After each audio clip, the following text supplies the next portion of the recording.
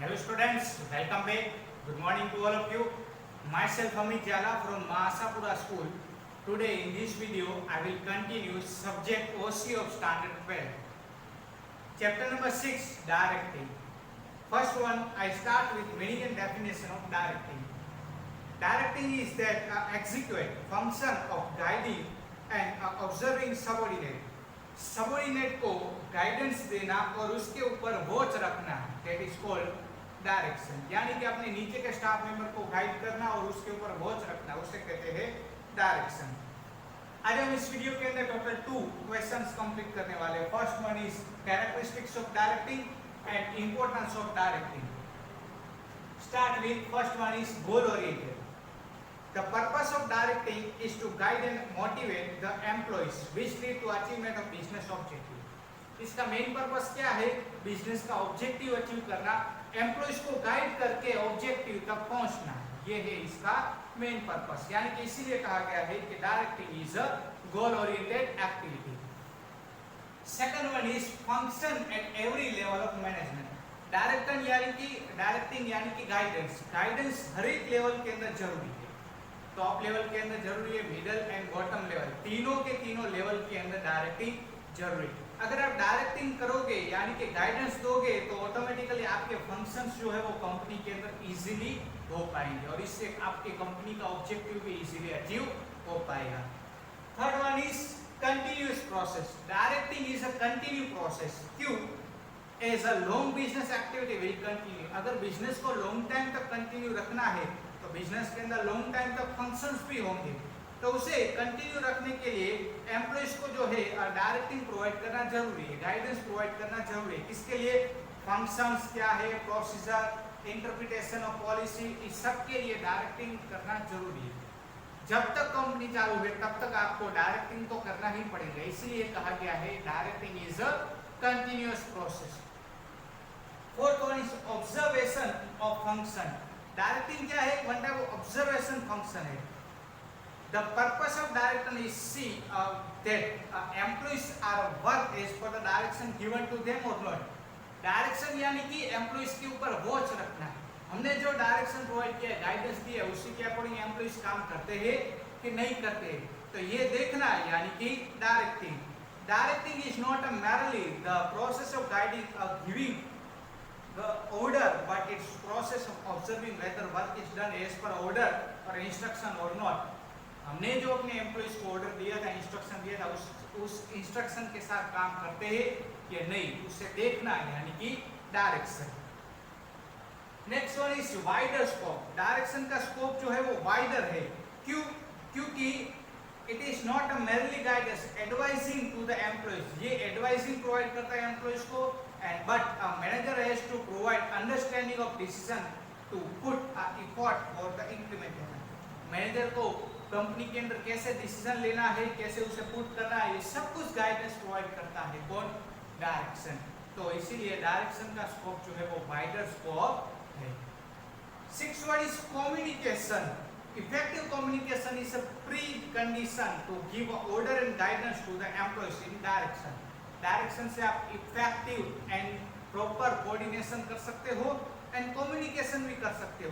अगर communication process effective नहीं होगी तो आप जो है राइट डिसीजन नहीं ले पाओगे। तो कम्युनिकेशन में भी हेल्पफुल होता है कौन? Direction. Seventh one is motivation. अगर आप किसी को गाइडेंस प्रोवाइड करते हो तो वो पर्सन जो है मोटिवेट हो जाता है और वो अपना बेस्ट एफर्ट भी डाल सकता है। तो इसीलिए डायरेक्शन प्रोवाइड करना जरूरी। डायरेक्शन से उसे गाइडेंस मिलेगा, उसकी प्रॉब्लम जो होगी उस प्रॉब्लम का सॉल्यूशन हो जाएगा, डाउट्स जो होगा वो सब कुछ दूर हो जाएगा। तो इसीलिए डायरेक्शन का होना जरूरी है। Second 8 one is flow of direction. Direction is a downward process. Direction जो डाउनवर्ड प्रोसेस है। टॉप लेवल के पर्सन मिडिल लेवल को गाइड करते हैं और मिडिल लेवल के पर्सन बॉटम लेवल को गाइड करते हैं, यानी कि इसका फ्लो डाउनवर्ड है। सीनियर पर्सन जूनियर पर्सन को क्या करते हैं? गाइड करते हैं। तो इस तरीके से डायरेक्शन का फ्लो चलता है। Last one is a managerial function. Direction is managerial function. Direction is a part of management like various other function. जिस तरीके से अदर फंक्शन है उसी तरीके से डायरेक्शन भी एक पार्ट है मैनेजमेंट का, जैसे कि planning, organising, staffing, coordinating, communication and controlling. Now next one is importance of direction. First one is increase in efficiency. अगर आप अपने स्टाफ को डायरेक्शन करते हो, गाइडेंस देते हो, तो क्या होगा, स्टाफ जो है वो इफिशिएंट बनेंगे और फंक्शंस इजीली कंप्लीट कर पाएंगे और उसको जो है अथॉरिटीज एंड रिस्पांसिबिलिटी के अकॉर्डिंग काम कर पाएंगे और उनका जो बूस्ट है, मोरल है, वो भी इंक्रीज हो सकता है। इसीलिए गाइडेंस प्रोवाइड करना जरूरी है। Assessment of efficiency, size of efficiency, estimation of efficiency. आपके एम्प्लॉइज का एस्टिमेशन करना है कि उसको डायरेक्शन करने के बाद, गाइडेंस देने के बाद कितना उसके अंदर चेंजेस आया, उसने कितना काम कंप्लीट किया, कितना नहीं किया, एफिशिएंसी कितनी इंक्रीज हुई, कितनी नहीं हुई, तो ये सब कुछ और साथ में एम्प्लॉइज का परफॉर्मेंस कितना इंक्रीज हुआ बिफोर डायरेक्शन, आफ्टर डायरेक्शन, तो एस्टिमेशन भी कर सकते हो एफिशिएंसी का। तो इसके लिए आपको डायरेक्शन जो है वो हेल्पफुल हो सकता है। Third one is motivation of employees. अगर आप अपने एम्प्लॉइज को गाइड करते हो तो वो अवेयर हो जाएंगे किससे, मेथड क्या है कंपनी की, रूल्स क्या है, पॉलिसीज क्या है, बिजनेस क्या है, और उसको जो है प्रॉब्लम जो भी होंगे वो प्रॉब्लम उसके क्या हो जाएंगे, दूर हो जाएंगे। तो इसलिए कंपनी के अंदर स्टाफ मेंबर को डायरेक्शन यानी कि गाइडेंस प्रोवाइड करना जरूरी है। उसके बाद दिया है इफेक्टिव प्लानिंग। अगर आप अपने एम्प्लॉइज को डायरेक्शन प्रोवाइड करते हो, गाइडेंस प्रोवाइड करते हो, तो अपने आपके एम्प्लॉइज अवेयर हो जाएंगे अबाउट अथॉरिटी एंड रिस्पांसिबिलिटी, उसकी जिम्मेदारी क्या है, अथॉरिटी, पावर, रिस्पांसिबिलिटी, उससे अवेयर हो जाएंगे और उसको जो भी ऑर्डर और इंस्ट्रक्शन मिला होगा बॉस से वो प्रॉम्प्टली जो है, प्रॉपरली जो है वो फॉलो कर पाएगा। तो इफेक्टिवली प्लान भी कर सकते हो। साथ में दिया all the function of business can not be plan by one person, planner can job out play a collective necessary information through the subordinate। अकेला पर्सन प्लानिंग नहीं कर सकता, तो पूरी की पूरी टीम को प्लान करना पड़ता है, इसलिए प्लानिंग के अंदर भी जो है डायरेक्शन हेल्पफुल होता है। इफेक्टिव ऑर्गेनाइजेशन ने क्या बताया है कि एम्प्लॉइज को उसके अथॉरिटी एंड रिस्पांसिबिलिटी के बारे में आप जो है उसे अवेयर करवा सकते हो और बॉस जो भी ऑर्डर दे वो उसे प्रॉम्प्टली और इजीली जो है वो कंप्लीट कर सकता है। इसीलिए डायरेक्शन एंड गाइडेंस का प्रोवाइड करना जरूरी है।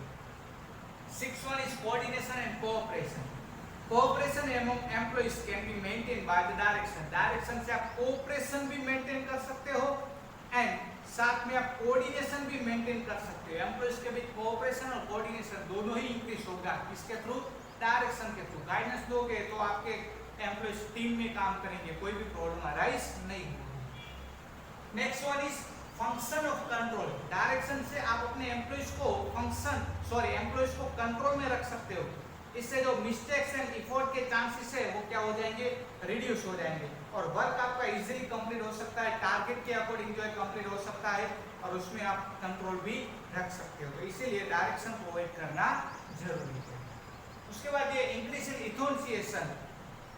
अगर आप अपने एम्प्लॉइज को गाइडेंस प्रोवाइड करते हो तो उसके बूस्ट, उसके जो एफिशिएंसी है, मोरल है, उसके अंदर भी इंप्रूवमेंट आएगा। एसोसिएशन यानी कि उत्साह, उसका काम करने का जुनून बढ़ जाएगा, उसका जो भी हार्डलेस प्रॉब्लम्स है वो उसका सॉल्यूशन हो जाएगा। इसलिए उसे गाइडेंस प्रोवाइड करना जरूरी है। Last one is finding out a deviation. Direction से आपने जो भी स्टैंडर्ड सेट किए हैं उस स्टैंडर्ड के अकॉर्डिंग काम होता है या नहीं होता है। अगर उस स्टैंडर्ड सेट किया है तो उसमें आपको कोई प्रॉब्लम होती है तो आप उस प्रॉब्लम को फाइंड आउट कर सकते हो, यानी कि डेविएशन फाइंड आउट कर सकते हो और उस डेविएशन का आप सॉल्यूशन भी ला सकते हो। अगर आप टारगेट सेट करोगे तो डेविएशन भी आएगा, तो उस डेविएशन का अगर आपको सॉल्यूशन करना है तो इसके लिए आपको डायरेक्शन हेल्पफुल होता है। Through direction it can be supervised that whether function are done as per decided standard or not. So the undesirable deviation can be regulated in the initial stage only. By taking effective steps, deviation can be controlled. इससे आप deviation को भी control कर सकते हो। ये students आज इस वीडियो के अंदर इतना ही। नेक्स्ट वीडियो के अंदर नेक्स्ट क्वेश्चन के साथ मिलेंगे। तब तक take care of yourself. Thank you so much and जय माता दी।